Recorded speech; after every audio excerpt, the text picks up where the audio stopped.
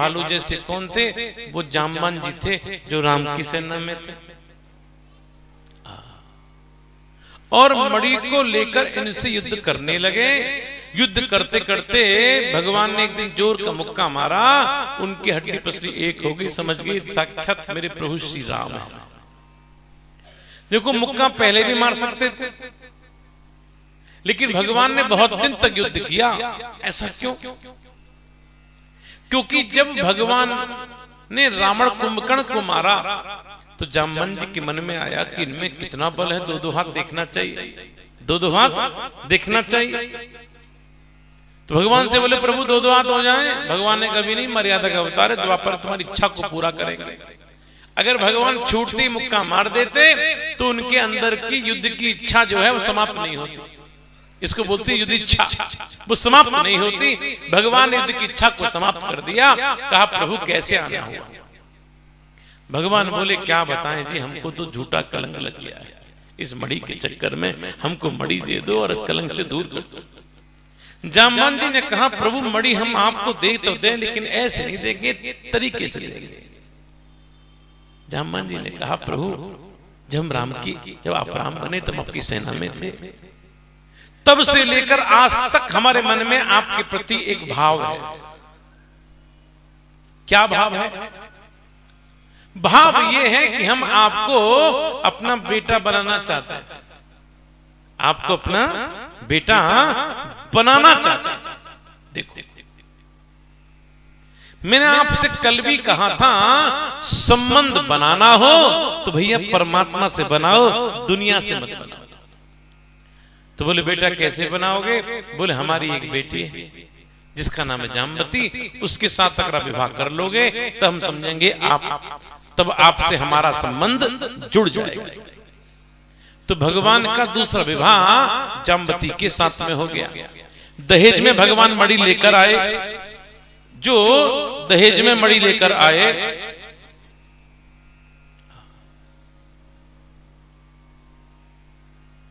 बस भगवान ने कहा सत्राजित ये मणि लो, ये मणि लो। सत्राजित बहुत लज्जित हुए, बोले हमको क्षमा कर दो, हमको क्षमा कर दो। बोले कर दिया। बोले ऐसे नहीं, क्षमा करना है तो हमको हमारे तरीके से क्षमा करो। बोले तरीका क्या है? तरीका ये है कि हमारी एक बेटी है जिसका नाम है सत्यभामा, अगर उनके साथ विवाह कर लोगे तो हम समझेंगे आपने हमको क्षमा कर दिया। भगवान ने मनी मन सोचा इनने क्षमा मंगवाने का नया तरीका निकलवाया है, तो ठीक है भैया तुमको तुम्हारे तरीके से हम क्षमा कर देते हैं।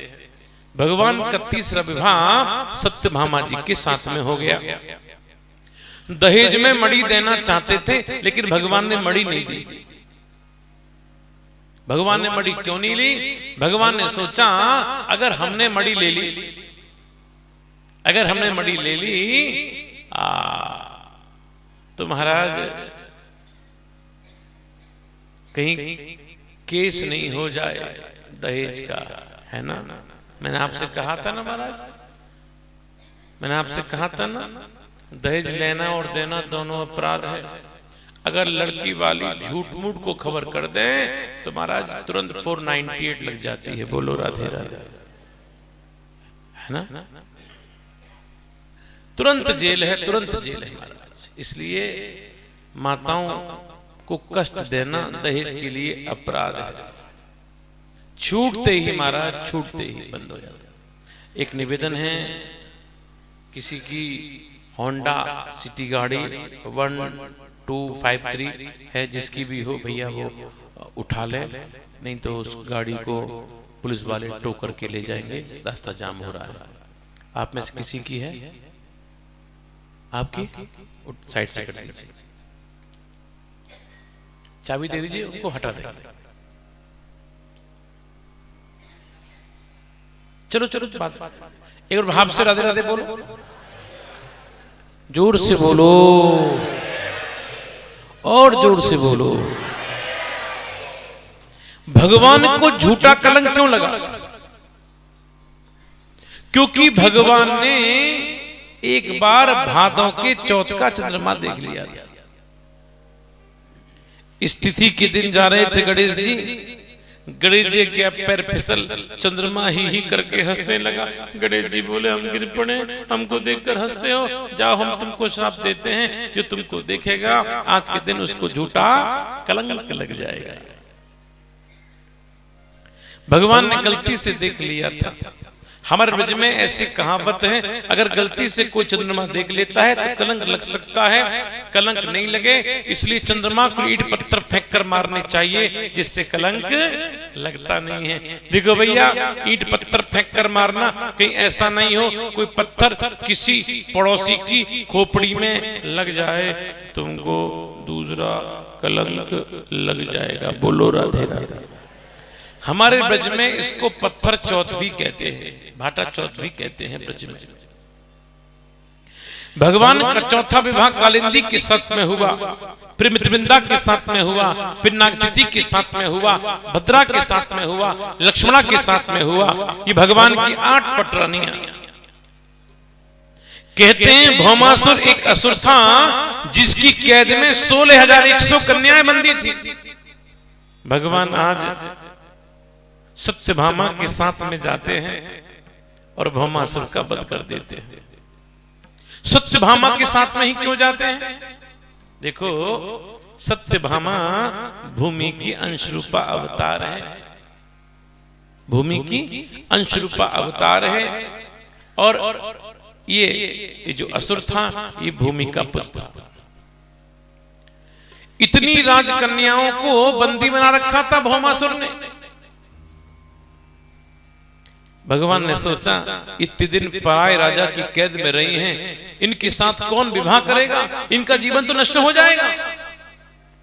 तो भगवान ने एक साथ इतने मंडप बनाए, इतने रूप बनाए, सबके साथ एक मुहूर्त में विवाह कर लिया। इस प्रकार भगवान की 16,108 पत्नियां हो गई। ये भगवान की पत्नियां क्या हैं? ये भगवान की पत्नियां वेद की ऋचाएं हैं, वेद के मंत्र हैं, ऐसा ही समझना चाहिए। एक बार की बात, भगवान ने सोचा ये रुक्मणी कभी क्रोध नहीं करती, कभी गुस्सा नहीं करती, देखना चाहिए गुस्से में कैसी लगती है, कैसी लगती है। आजकल की पत्नियों के तो महाराज नाक पे गुस्सा रहता है, बात बात पर झगड़ा करने पर आमादा हो जाता है। एक पत्नी भोजन करने बैठी, पति से बोले जा नमक लेकर आओ किचन से। बेचारा नमक ढूंढने गया, जब उसको नमक नहीं मिला, उसने कहा नमक नहीं मिला। बोले मुझे मालूम है तुम्हें कुछ नहीं मिलेगा, आज तक तुम्हें कुछ मिला है जो आज मिलेगा, आज लौट के आ जाओ। बोले फिर नमक? बोले मुझे मालूम था तुम्हें नहीं मिलेगा, मैं नमक लेके पहले ही बैठी हुई हूं। ले मारा, जबरदस्ती नचा रही है, जबरदस्ती नचा रही है, बिना मतलब के झगड़ा। माताएं थोड़ा थोड़ा आगे खिसक जाए, थोड़ा थोड़ा आगे खिसक जाए, थोड़ा थोड़ा खिसको, खिसक खिसक खिसक खिसक।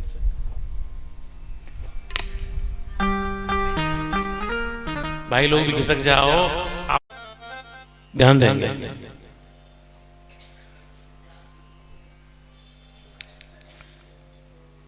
भगवान ने सोचा कि देखते हैं कि ये क्रोध में कैसी लगती हैं।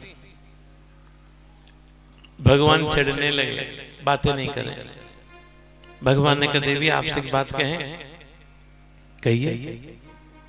बोले आपने ऐसा क्या देखा मैं जो आपने हमसे विवाह कर लिया?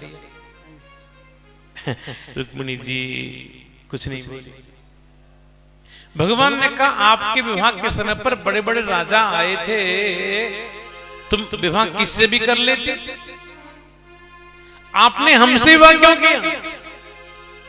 रुक्मिणी जी फिर कुछ नहीं बोली। शिशुपाल आया था, विवाह कर लेते। जानते ये बातें कब हो रही है? सिल्वर जुबली बनने वाली है, तब ये बातें हो रही है। भगवान ने कहा अभी कुछ बिगड़ा है क्या? चाहो तो तुम शिशुपाल के साथ विवाह अब भी कर सकती, हमारी तरफ से छूट आ। रुक्मणी को लगा कहीं प्रभु मेरा त्याग नहीं कर दे। रुक्मणी एकदम से मूर्छित होकर गिर पड़ी, उसकी बिंबा जैसे होठ सूख गए, हाथ से कंगन निकलकर अपने आप गिर गए। भगवान ने तुरंत जल का छींटा मारा और जैसे ही होश आया, जैसे ही होश आया, भगवान ने बहुत अच्छी बात कही, अयम ही परमो लाभो ग्रहेषु ग्रह मेधिनाम। देवी ये तो कितनी अच्छी बात है गृहस्थियों के लिए कि पत्नी के साथ हास परिहास कर रहे हैं। अब बताओ बाबा जी लोग हास प्रयास करने के लिए कहां जाए, कहां जाए? ये सुनकर रुक्मणी ने एक बहुत अच्छी बात कही, प्रभु उनका विवाह शिशुपाल के साथ में होता है जिसका संबंध सत्संग से नहीं होता। मुझे तो मेरे सदगुरु का सत्संग प्राप्त था, सदगुरु का सत्संग प्राप्त था, नियम था, नियम था। नारद जी का नियम था कि रोज रुक्मणी जी के पास में सत्संग करने आते थे रोज। एक दिन नारद जी ने कहा देवी आपसे बात कहें, कहिए गुरुजी आप तो बहुत सुंदर हैं। हे गुरुजी, बोले आपकी क्या नासिका है, क्या कपोल है, क्या ओष्ठ है, क्या आंखें हैं, क्या रूप लावण्य। रुक्मणी बोली बाबा तेरा दिमाग खराब हो गया है क्या, बेकी बेकी बातें कर रहा है, हंका के आया है क्या? जैसे ही कहा नारद जी रोने लगे, रोते रोते कहने लगे देवी मैं तुमसे केवल इतना कहना चाहता हूं, अब एक काम करना, घर जाना, कागज लेना, कलम लेना, हिसाब लगाना, कितने नाती, कितने पोते, कितने बच्चे, कितनी बच्चियां हुई, आप जरूर से हमको बताना। लाइनें आप मुझे एसएमएस भी कर सकते हैं 25656 पर। लाइनें केवल आज रात के 12 बजे तक की खुली हुई हैं। बोलो राधा। आप मुझको एसएमएस भी कर सकते हैं अपने नाम के साथ में। नंबर नीचे आप ले सकते हैं। हमारा गौशाला का काउंटर लगा हुआ है जहां आप लोग गौ के निमित्त सेवा देते हैं, वहीं पर आपको नंबर भी मिल जाएगा। अपने आप एसएमएस भी कर सकते हैं, व्हाट्सएप भी कर सकते हैं, हाइक भी कर सकते हैं, टेंगो भी कर सकते हैं। और मेरे भारत के लोगों अब व्हाट्सएप छोड़ो और इंडियन टेलीग्राम लोड करो। इतना पैसा विदेश चला जाता है, इतना पैसा चला जाता है। कम से कम भारतीय ऐप यूज करो। टेलीग्राम आप ऐप कीजिए, उसमें व्हाट्सएप से ज्यादा सुविधाएं हैं, आप घर जाकर अनुभव करना। और जिसका जवाब ठीक होगा, जिसका जवाब ठीक होगा, ऐसे 2 भक्तों को श्रीलंका की यात्रा हमारे यजमान परिवार की तरफ से निःशुल्क कराई जाएगी। बोलो राधे राधे। हाँ, नहीं यहां वाले यजमान से भैया, अच्छा बैंक वाले उस्तादी कर रहा है, यहां की बात कर रहे हैं। तुम मजाक मत लेना इस बात के लिए। आप एसएमएस कर सकते हैं अपना नाम, उम्र, और वही लोग करें जिनके पास में पासपोर्ट हो। बिना पासपोर्ट की यात्रा संभव नहीं है, तो बेकार है आपको करना। और जिनको लंका चलना है वो केवल आज की बात हो रही है, बस कल से तो डिब्बा बंद। ठीक है, जरूर से आप लोग करना। एक बार भाव से राधे राधे बोलो, जोर से बोलो।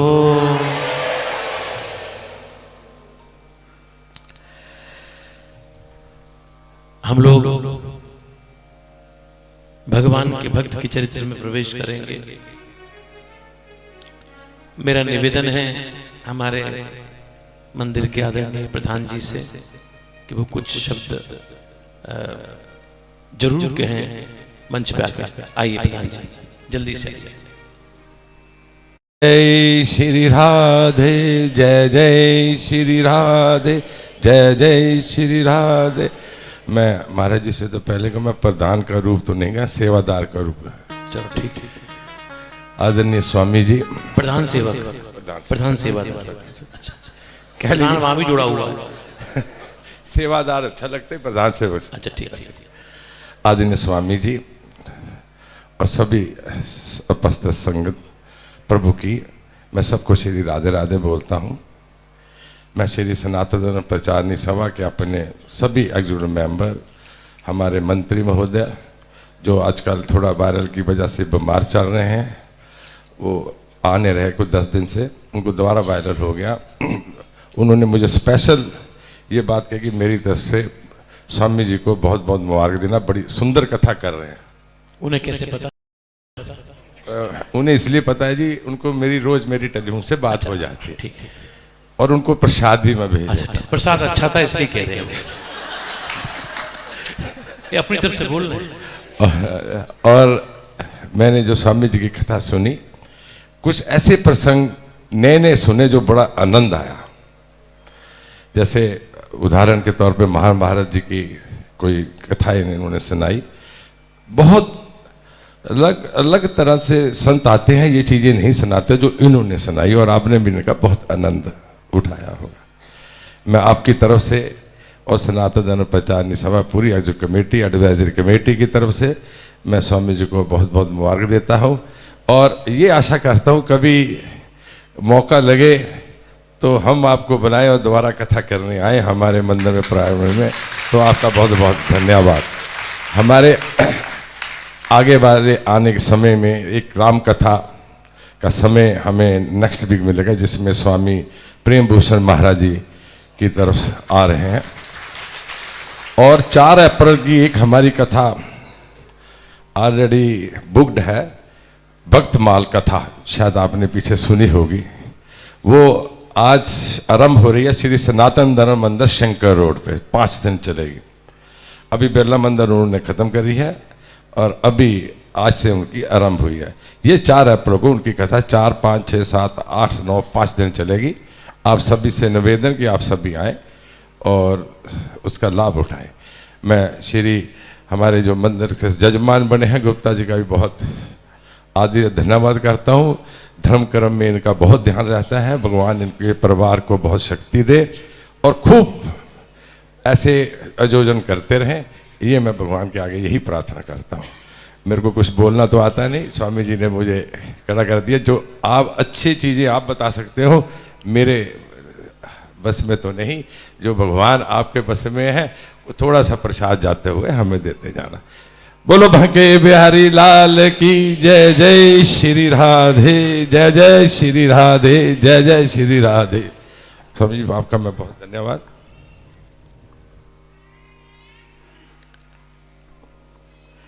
हमारे प्रधान जी की सब लोग जोर से ताली बजाएं, जो इतनी अच्छी सेवा यहाँ कर रहे हैं।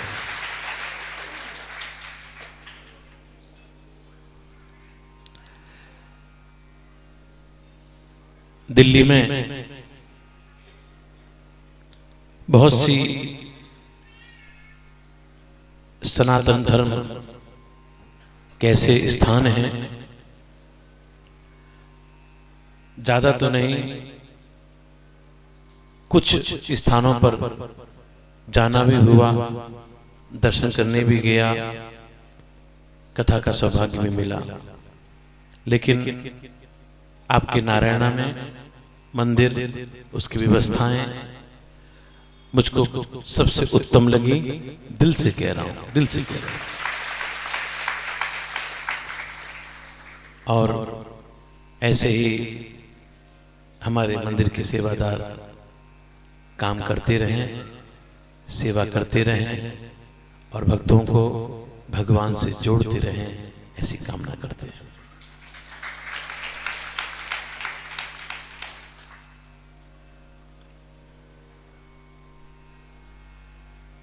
तीस नवंबर से मेरी कथा वृंदावन में है, अपने आश्रम में। वो कथा लाइव है, तो मैं उस कथा में आपके मंदिर की यहाँ की चर्चा जरूर करूँगा और अच्छी बात करूँगा, है ना, अच्छी बात करूँगा। ये दिशा पर लाइव है, शाम का समय है दिशा पर उसका। और उसके बाद फिर मेरी कथा, ओहो अब नहीं करूँगा, बात करोगी तो।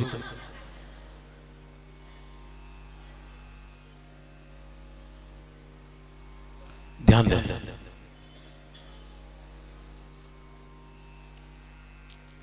उठा दो पीछे, बेटा घुमा ला, जा उठा, खाम में डिस्टर्ब कर रहा, क्या फायदा बच्चे। कुछ खिला पिला खिलाओ बच्चे को, बिस्कुट बिस्कुट खिलाओ, बैठा रखा है तूने ऐसे सूखा सूखा।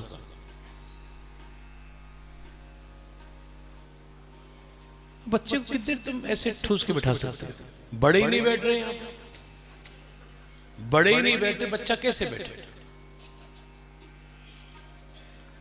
थोड़ा थोड़ा फाइनली आप लोग थोड़ा थोड़ा आगे आ जाए, जल्दी से आगे आ जाए, लास्ट ध्यान देंगे।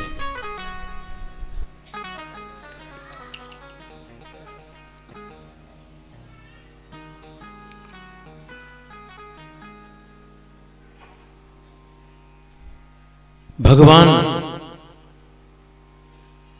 अपने बच्चों को शिक्षा देते हैं। भगवान कहते हैं मेरे बच्चों, भूल कर भी कभी किसी ब्राह्मण की वृत्ति का हरण नहीं करना चाहिए। जो ब्राह्मण की वृत्ति का हरण करते हैं उनको हजारों वर्षों के लिए विष्ठा का कीड़ा बनना पड़ता है। एक छोटी सी कथा भागवत में आती है, कहते हैं भगवान अपने बच्चों को लेकर जा रहे थे, उनको बहुत जोर की प्यास लगी। संजोग से एक कुआं दिखा, सूखा कुआं था, सूखे कुएं में एक गिरगिट पड़ा हुआ था। भगवान का स्पर्श पाते ही गिरगिट एक मनुष्य के रूप में आया। भगवान ने कहा आप कौन है, परिचय दीजिए। कहा मेरा नाम नृग है और मैं एक शाकू का पुत्र हूं। महाराज आपकी दशा कैसे हुई? तका प्रभु आप जानते हो, फिर भी पूछ रहे हो तो बता देता हूं। कहा मेरी दान की प्रवृत्ति थी, मैंने हजारों गैयाओं का मैंने दान किया, लेकिन एक दिन एक ब्राह्मण के लिए मैंने गाय दान में दी और ब्राह्मण गाय लेकर चल दिया। संजोग की बात देखना, गाय उसके हाथ से खुलकर आ गई और मेरे सेवकों ने सोचा हमारी गाय है, जहां हमारी गाय बंधी हुई थी उस गाय को वहां बांध दिया, उस गाय को वहां बांध दिया।